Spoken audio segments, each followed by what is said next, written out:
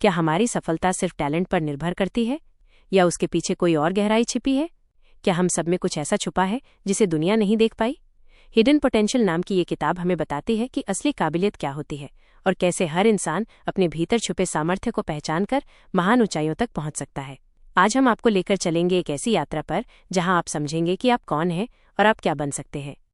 आइए शुरू करते हैं hidden potential bye Adam grant की एक गहराई से समझाई गई डॉक्यूमेंट्री स्टाइल हिंदी समरी। अध्याय 1, हिडन पोटेंशियल का मतलब क्या है?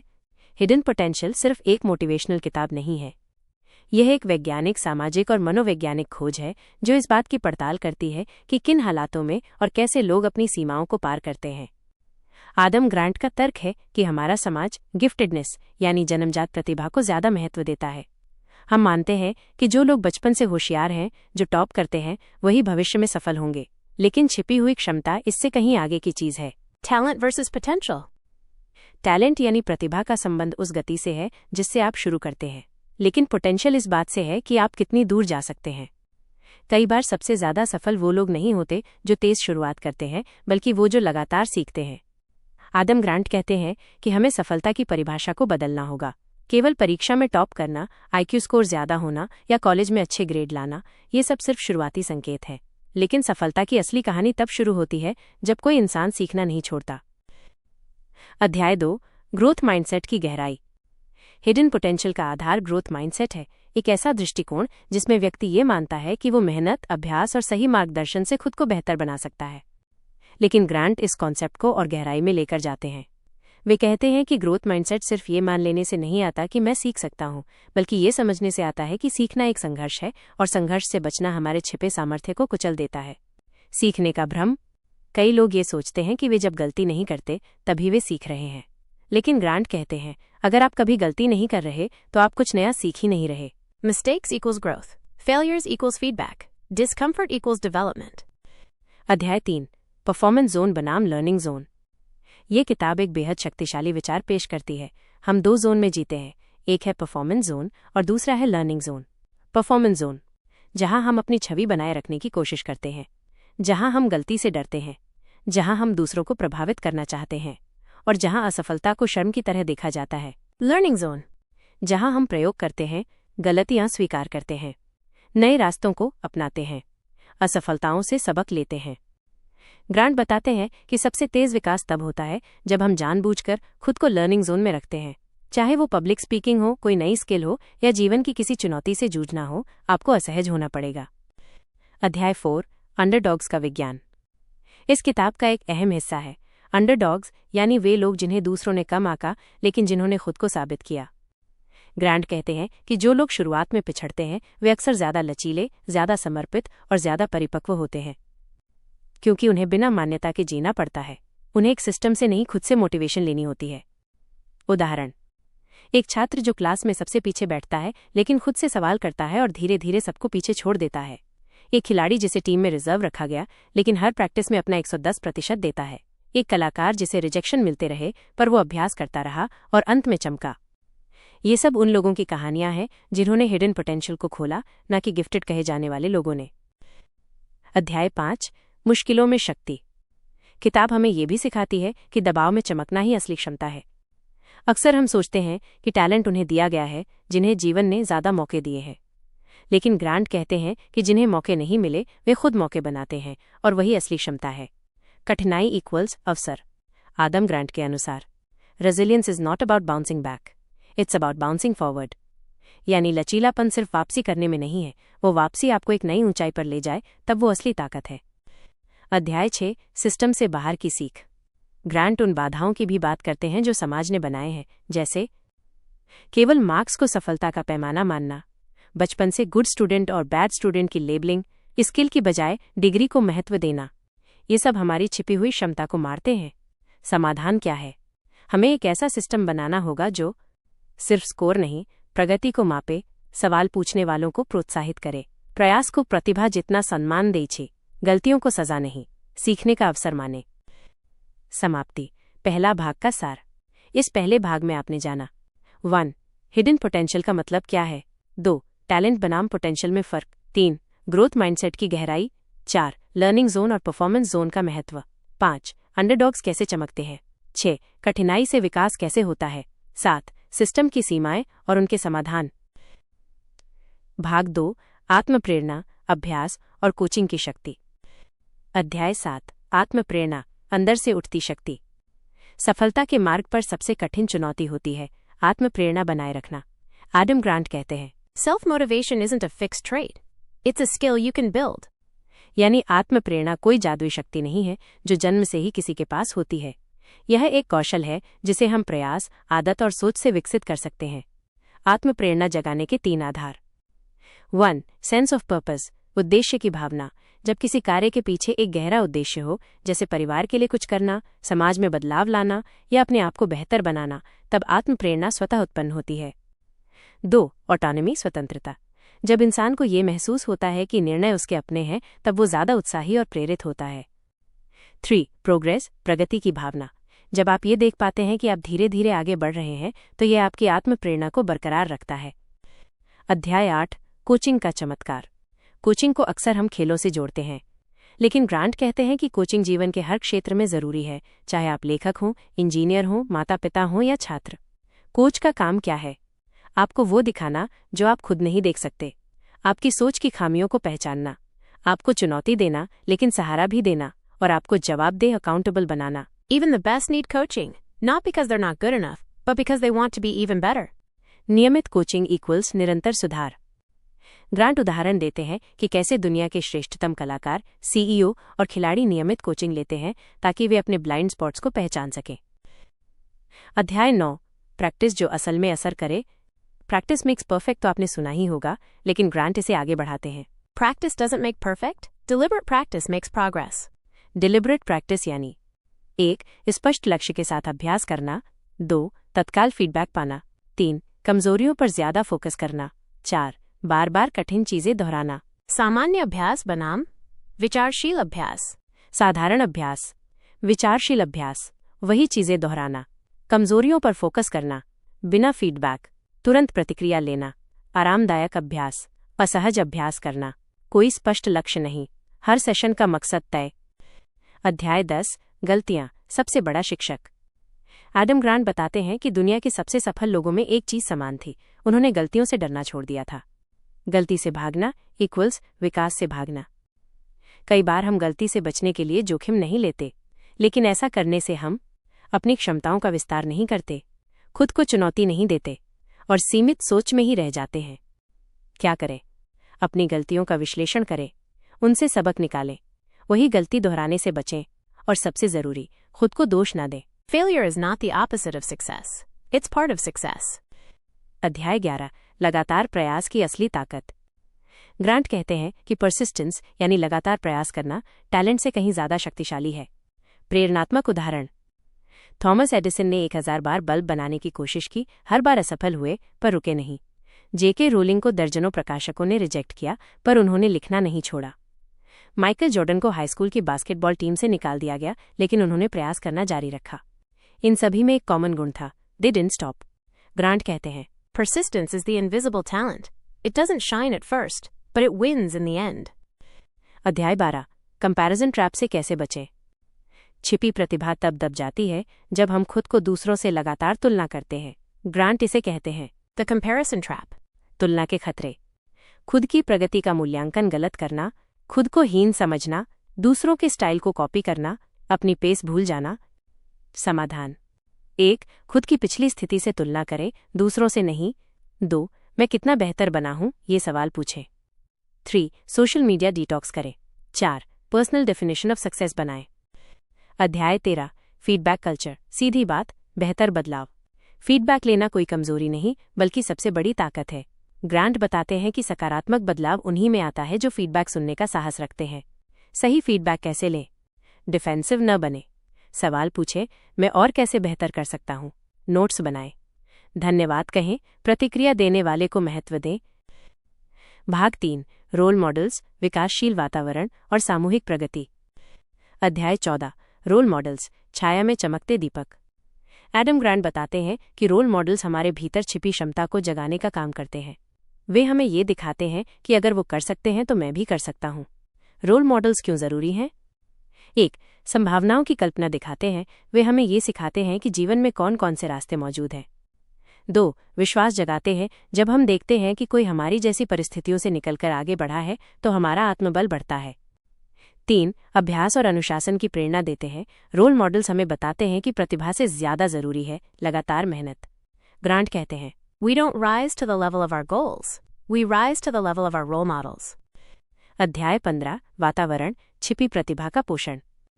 बिजली कितनी भी ताकतवर क्यों न हो, अगर बल्ब खराब हो तो रोशनी नहीं दे पाएगा। उसी तरह इंसान में चाहे जितनी क्षमता हो, अगर वातावरण उसे दबाता है तो वो कभी बाहर नहीं आ पाएगी। ग्रांट कहते हैं, Talent is nurtured by climate, not just character. School, परिवार और कार्यस्थल। 1. स्कूल, क्या स्कूल गलती को सजा देता है या सीखने का मौका मानता है? 2. परिवार, क्या घर में खुलकर बात की जा सकती है या निर्णय थोपे जाते हैं? 3. कार्यक्षेत्र, क्या यहाँ इनोवेशन को सम्मान मिलता है या जोखिम लेने से डराया जाता है? अनुकूल वातावरण के संकेत, प्रश्न पूछने की स्वतंत्रता, सहयोग का माहौल, विविधता को स्वीकारना, असफलता से सीखना। अध्याय 16 सामूहिक प्रगति, हम सब मिलकर उठ सकते हैं। हिडन पोटेंशियल अकेले नहीं खुलता, ये तब सबसे ज्यादा फलता फूलता है जब हम दूसरों के साथ उठते हैं। ग्रांट के अनुसार, True progress is not individual elevation but collective ascent. सामूहिक विकास कैसे करें? 1. कोलैबोरेटिव लर्निंग, अकेले सीखने से बेहतर है सीखकर सिखाना। 2. मेंटरशिप, जो आप सीख चुके हैं उसे दूसरों तक पहुंचाएं। 3. सपोर्टिव पीयर्स, ऐसे लोगों के साथ रहें जो आपकी ग्रोथ में मदद करें न कि जलन रखें। 4. इक्विटी, हर किसी को बराबरी का अवसर मिले चाहे उसकी पृष्ठभूमि कुछ भी हो। अध्याय 17 सामाजिक पूर्वधारणाओं को तोड़ना, हमारे समाज में कई ऐसी मान्यताएं हैं जो छुपी प्रतिभा को रोक देती हैं। लड़कियां गणित में अच्छी नहीं होती, गरीब बच्चे टॉप नहीं कर सकते, जो अंग्रेजी नहीं जानता वो इंटेलिजेंट नहीं है, गांव के लोग शहर वालों जैसे स्मार्ट नहीं होते। ये सब रूढ़ियां, स्टीरियोटाइप्स हैं जो मानसिक सीमाएं बनाती हैं। ग्रांट कहते हैं, When we label someone as incapable, we block their path to potential. समाधान, हर छात्र, कर्मचारी या व्यक्ति को एक नया अवसर माने, किसी को भी परमानेंट जजमेंट की नज़र से न देखें, प्रगति के छोटे संकेतों को भी सराहें, अपने सोच के दायरे को बड़ा करें। अध्याय 18 छिपे पोटेंशियल की पहचान कैसे करें? ग्रांट बताते हैं कि छिपी प्रतिभा दिखती नहीं है पर उसे महसूस किया जा सकता है। पहचानने के संकेत: 1. सवाल पूछने की प्रवृत्ति, जो लगातार जिज्ञासु रहता है उसमें छिपी सीखने की भूख होती है। 2. गलतियां दोहराकर न करना, जो व्यक्ति हर अनुभव से सीखता है वो भीतर से विकसित हो रहा है। 3. सुधार की इच्छा, जो खुद को बेहतर बनाना चाहता है उसमें हिडन पोटेंशियल है। 4. प्रतिकूलता में भी जिजीविषा, जो कठिन समय में भी प्रयास नहीं छोड़ता, उसकी क्षमता अपार होती है। अध्याय 19 संभावना को अवसर में बदलना, किताब ये भी बताती है कि केवल संभावना देखना पर्याप्त नहीं, हमें उस पर काम करना होता है। Potential is wasted without pursuit. रणनीतियाँ, स्मार्ट गोल्स बनाएं, specific, measurable, achievable, relevant, time bound. एक डेली लर्निंग प्लान रखें, प्रत्येक सप्ताह अपनी प्रगति पर आत्मविश्लेषण करें। कोच, मेंटोर और फीडबैक सिस्टम बनाएं। अध्याय 20 नेतृत्व में छिपी क्षमता को उजागर करना, अगर आप एक लीडर हैं, टीम लीडर, टीचर, पेरेंट या मेंटर, तो ग्रांट आपको चुनौती देते हैं। Your job is not to find greatness, it's to grow it. एक अच्छे लीडर के गुण: टीम के हर सदस्य की ताकत को पहचानना, गलतियों को सुधार का अवसर मानना, सहयोगी और सुरक्षित वातावरण बनाना, लर्निंग को संस्कृति बनाना। भाग 3 का सारांश: 1. रोल मॉडल्स हमारे विचारों की सीमाएं तोड़ते हैं। 2. विकासशील वातावरण हर इंसान की क्षमता को जगाता है। 3. सामूहिक विकास व्यक्तिगत विकास से कहीं बड़ा है। 4. सामाजिक पूर्वधारणाएं छिपी प्रतिभा को कुचल सकती हैं। 5. हिडन पोटेंशियल को पहचाना और संजोया जा सकता है। 6. एक लीडर की सबसे बड़ी भूमिका है दूसरों में संभावना देखना और उसे उभारना।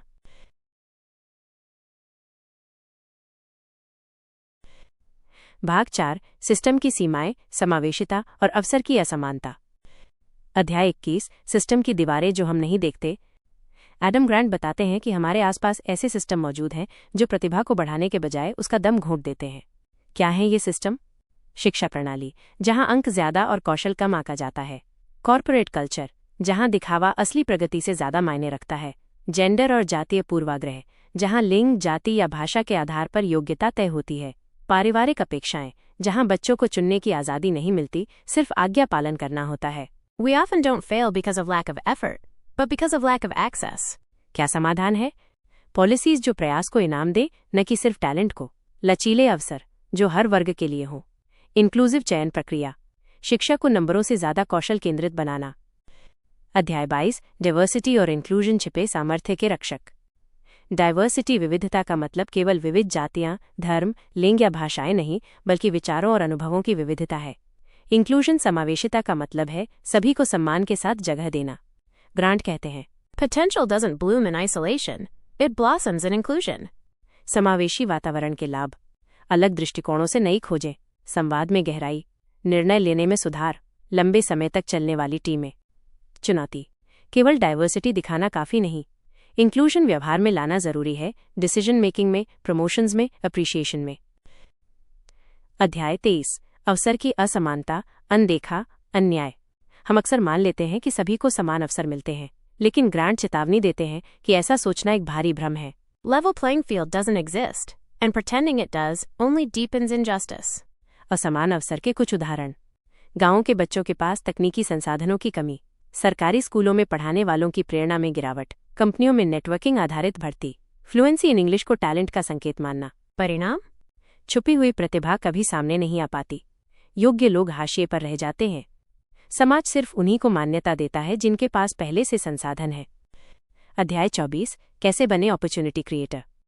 हर व्यक्ति किसी न किसी रूप में दूसरों के लिए अवसर निर्माता, अपॉर्चुनिटी क्रिएटर बन सकता है। ग्रांट कहते हैं, You don't need power to empower. You just need awareness. अवसर देने के तरीके। मेंटरशिप, जिनके पास अनुभव है वे उसे बांटे। स्पॉन्सरशिप, जब आप किसी प्रतिभाशाली व्यक्ति के लिए अपनी साख लगाते हैं, उसे अवसर दिलाते हैं। रेफरल कल्चर, सिर्फ अपने जानने वालों को आगे बढ़ाने के बजाय नए चेहरों को मंच दें। सेफ स्पेसेस, जहां कोई भी सवाल पूछ सके, गलती कर सके और बिना डरे सीख सके। अध्याय 25 हिडन पोटेंशियल को समाज में फैलाना। एडम ग्रांट बताते हैं कि हमारी जिम्मेदारी सिर्फ खुद की नहीं, हमें दूसरों के छिपे सामर्थ्य को भी खोजने और बढ़ाने का काम करना होगा। Real success is helping others see what they didn't know existed in themselves. सामूहिक नीतियां। स्कूलों में एफर्ट बेस्ड इवैल्यूएशन, स्कॉलरशिप्स जो केवल ग्रेड पर आधारित न हो, हायरिंग में ब्लाइंड रिज्यूमे तकनीक, टैलेंट लैब्स जहां विविध सामाजिक वर्गों से लोग आकर खुद को परख सके। अध्याय 26 सेल्फ बायस और इम्प्लिसिट जजमेंट्स। कभी कभी हम खुद भी अवसर देने से कतराते हैं क्योंकि हम अपने ही अंदर अवचेतन पूर्वाग्रह, अनकॉन्शियस बायस लेकर चलते हैं। कुछ सामान्य बायसेस, इसने अभी तक कुछ बड़ा नहीं किया, इसका पोटेंशियल क्या होगा, इसके बोलने का तरीका कमजोर है, ये टीम में फिट नहीं होगा, ये इंट्रोवर्ट है, शायद इसमें लीडर बनने की क्षमता नहीं। ग्रांट हमें सिखाते हैं कि हमें अपनी सोच की संरचनाओं को बदलना होगा। अध्याय 27 लीडर्स और संस्थानों की भूमिका। एडम ग्रांट कहते हैं कि छिपे हुए पोटेंशियल को सामने लाना केवल व्यक्तिगत स्तर की जिम्मेदारी नहीं है, संस्थानों, संगठनों और नेतृत्वकर्ताओं को भी आगे आना होगा। एक प्रगतिशील संस्था के गुण, स्कोर से ज्यादा स्किल पर ध्यान, फीडबैक को संस्कृति बनाना, equal opportunity programmes, talent incubation platforms. The best institutions don't find stars. They grow them. भाग 4 का सारांश। हमारे सिस्टम कभी कभी प्रतिभा को आगे बढ़ने नहीं देते। समावेशी वातावरण छिपे सामर्थ्य को पोषण देता है। अवसर की असमानता एक अदृश्य दीवार है। हर व्यक्ति दूसरों के लिए अवसर पैदा कर सकता है। बायसेस को पहचानकर हमें अपनी दृष्टि व्यापक बनानी होगी। संस्थानों की भूमिका निर्णायक होती है, वो प्रतिभा को गढ़ सकते हैं। भाग 5 आंतरिक परिवर्तन, आत्मसंशय और नई पहचान की ओर। अध्याय 28 परिवर्तन की शुरुआत भीतर से होती है। एडम ग्रांट कहते हैं, आपके भीतर की दुनिया आपकी बाहरी उड़ान की दिशा तय करती है। जब तक हम अपने भीतर के अवरोधों को नहीं तोड़ते, तब तक कोई बाहरी अवसर या समर्थन हमारे पोटेंशियल को बाहर नहीं ला सकता। आंतरिक अवरोध क्या है? आत्मसंशय, सेल्फ डाउट, विफलता का डर, दूसरों की सोच का दबाव, अपनी पुरानी छवि में कैद रहना। ग्रांट का संदेश, The ceiling we need to break is often the one we've built inside our minds. अध्याय 29 आत्मसंशय हिडन पोटेंशियल का सबसे बड़ा दुश्मन। सेल्फ डाउट यानी ये लगना कि क्या मैं वाकई कर सकता हूं। ये एक मानव स्वाभाविक भावना है, लेकिन अगर इसे नियंत्रित ना किया जाए तो ये इंसान की उड़ान रोक सकता है। सेल्फ डाउट के संकेत, बार बार खुद से तुलना करना, किसी काम को शुरू करने से पहले ही हार मान लेना, उपलब्धि मिलने पर खुद को उसका योग्य न समझना। ग्रांट कहते हैं कि सेल्फ डाउट खत्म नहीं किया जा सकता, पर उसे कंस्ट्रक्टिव डायरेक्शन में बदला जा सकता है। रणनीति 1 डाउट को चैलेंज में बदलो। 2 छोटे कदमों से खुद को प्रमाणित करो। 3 प्रोग्रेस ट्रैक करो ताकि दिमाग को विजुअल फीडबैक मिले। 4. गलतियों को सबूत मत बनाओ, सीखने का स्रोत बनाओ। अध्याय 30. पहचान का संकट। मैं कौन हूँ? कई बार हम किसी पुरानी पहचान में अटक जाते हैं। मैं तो औसत छात्र रहा हूँ, मुझसे पब्लिक स्पीकिंग नहीं होती, मैं कभी लीडर नहीं बन सकता। ग्रांट कहते हैं, Your past doesn't define your potential. Your patterns do. यानी आप क्या थे उससे फर्क नहीं पड़ता, फर्क इस बात से पड़ता है कि आप क्या दोहरा रहे हैं और क्या बदल रहे हैं।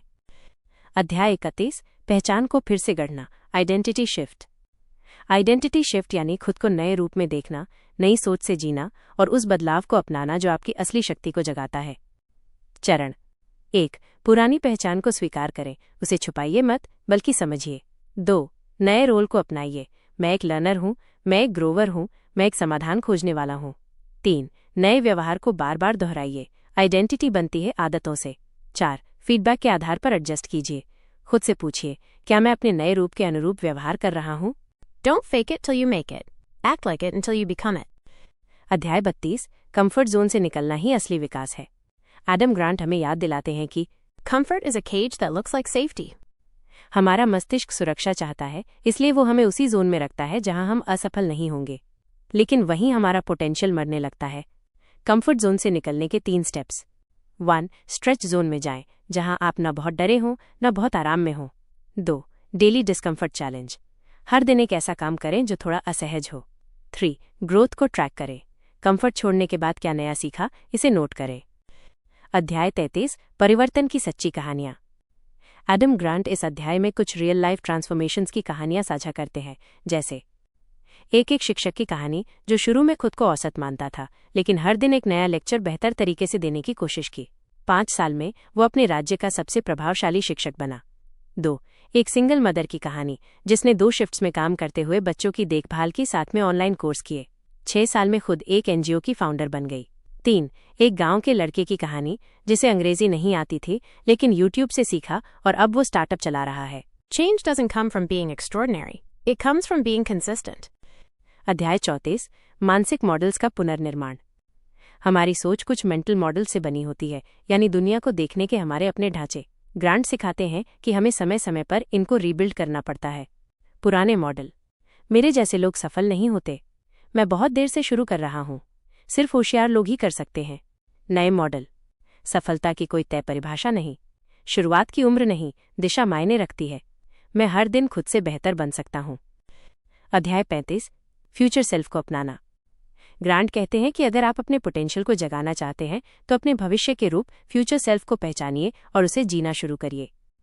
अभ्यास 1. कल्पना करें कि आप 5 साल बाद क्या बनना चाहते हैं। 2. आज के छोटे कदम उसी दिशा में उठाइए। 3. अपने निर्णय उसी व्यक्ति के स्तर पर लीजिए। You don't need to become that person. You become by behaving like them today. भाग 5 का सारांश। 1. आंतरिक अवरोध हमारी बाहरी प्रगति को रोकते हैं। 2. सेल्फ डाउट एक शक्ति बन सकता है यदि उसे सही दिशा दी जाए। 3. पुरानी पहचान को छोड़कर नई छवि अपनाना ही असली बदलाव है। 4. कंफर्ट जोन से बाहर निकलना जरूरी है। 5. हर बदलाव एक छोटे संकल्प से शुरू होता है। 6. फ्यूचर सेल्फ को आज जीना ही हिडन पोटेंशियल को खोलता है। Hidden Potential, Adam Grant, 2023. अंतिम भाग, भाग 6. छुपी प्रतिभा को साकार करने की रणनीतियां और प्रेरक निष्कर्ष। प्रारंभिक भूमिका। कल्पना कीजिए कि कोई व्यक्ति साधारण पृष्ठभूमि से आता है, न किसी विशेष कौशल के साथ, न ही जन्मजात बुद्धिमत्ता के साथ, फिर भी वो दुनिया को प्रभावित करने वाला बनता है। यही है हिडन पोटेंशियल की असली शक्ति। इस समापन भाग में हम समझेंगे छुपी हुई क्षमता को कैसे पहचाना जाए, इसे सामाजिक, पारिवारिक और व्यक्तिगत स्तर पर कैसे विकसित करें, भारतीय जीवन शैली के अनुकूल कौन सी रणनीतियां उपयुक्त हैं, और अंत में आपको एक ऐसी प्रेरक दिशा दी जाएगी जो आपके अंदर छुपे संभावित व्यक्तित्व को जागृत करेगी। 1. प्रतिभा बनाम क्षमता की भ्रांति, टैलेंट वीएस कैपेसिटी। ज्यादातर लोग मानते हैं कि प्रतिभा एक जन्मजात गुण है, जैसे कोई गायक, खिलाड़ी या वैज्ञानिक बना है तो वो जन्म से ही उस योग्य था। एडम ग्रांट इस सोच को चुनौती देते हैं। लेखक का तर्क, प्रतिभा स्थिर नहीं होती, ये समय, परिश्रम और सही दिशा से निर्मित होती है। जन्मजात जेल गिफ्टेड डैश होना एक लाभ है, लेकिन डैश ग्रेटेड होना यानी कठिन परिश्रम करने की शक्ति उससे कहीं अधिक महत्वपूर्ण है। व्यक्ति की वास्तविक क्षमता उसकी सीखने की ललक और प्रयास की निरंतरता पर निर्भर करती है। Indian context. हमारे देश में भी अक्सर माता पिता कहते हैं बच्चे में टैलेंट नहीं है, लेकिन महेंद्र सिंह धोनी जैसे उदाहरण साबित करते हैं कि टैलेंट से ज्यादा जरूरी है संघर्ष और अनुशासन। 2. छिपी क्षमता को पहचानने की रणनीति।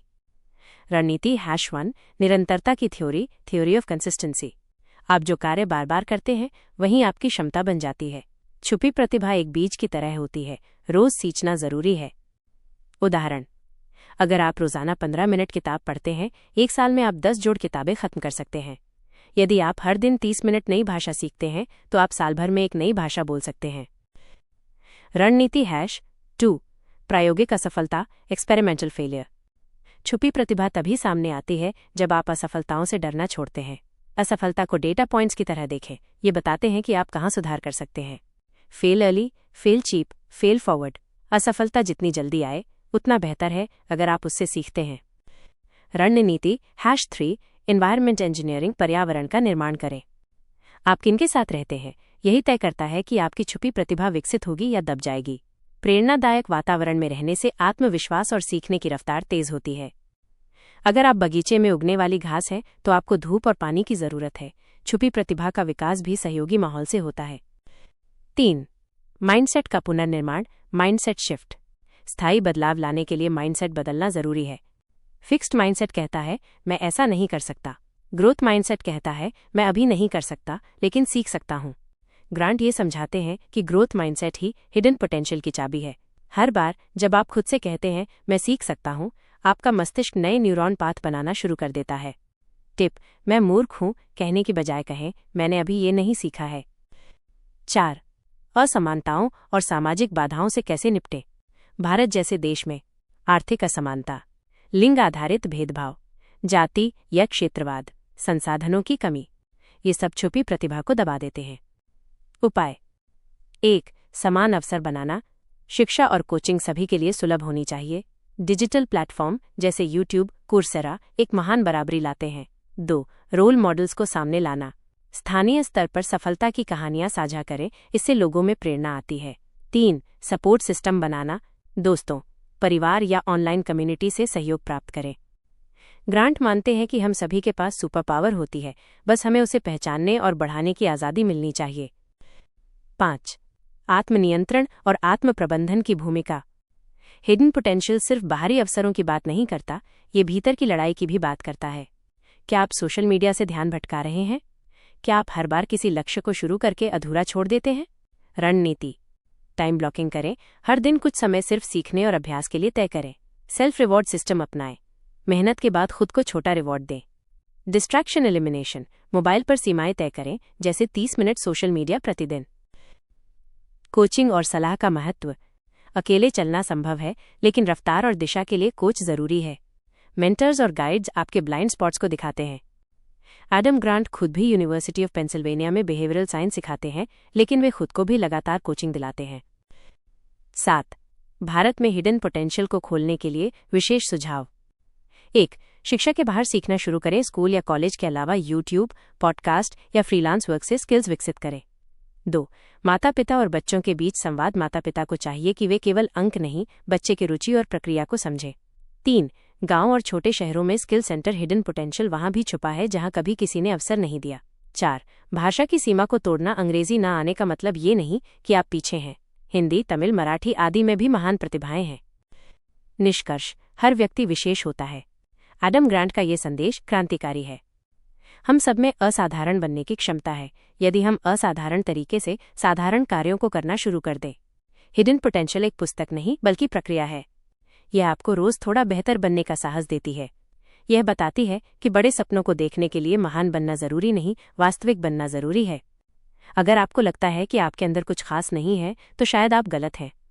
आपके भीतर जो क्षमता है वो दुनिया बदल सकती है, बस शर्त यह है कि आप खुद उस पर विश्वास करें। आपका जीवन आपकी परिस्थितियां नहीं, आपकी पसंदें और प्रयास तय करेंगे। अब आपके लिए एक अंतिम सवाल। क्या आप अपने हिडन पोटेंशियल को पहचानने और निखारने के लिए आज से एक छोटा कदम उठाने के लिए तैयार हैं? अगर आपको ये समरी पसंद आई हो तो कृपया इसे अपने मित्रों और परिवार के साथ शेयर करें। YouTube पर बुक इनसाइट हिंदी को सब्सक्राइब करें, जहां हम आपके लिए इसी तरह की जिंदगी बदल देने वाली किताबों को सरल भाषा में प्रस्तुत करते हैं।